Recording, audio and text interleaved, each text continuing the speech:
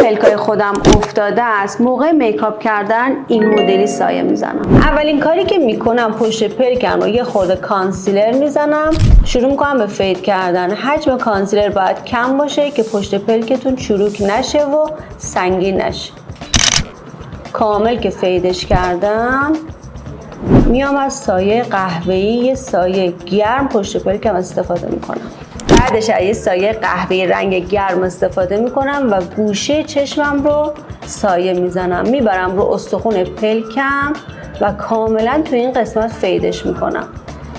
باید یه چیزی شبیه حروف دال بشه این گوشه چشمتون.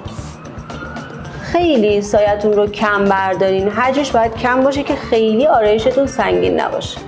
کاملا فیدش میکنم. فقط یه چیزی، گوشه چشمتون رو سایه بیشتر بزنین که چشمتون کشیده تر دیده بشه.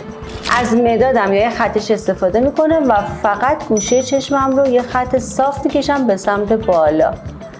اگه هنوز نفهمیدی من این چسب رو برای چی زدم، حتما کپشن رو بخون. و بعدش میام موژه هام رو میذارم. یه پلکام افتاده نیست.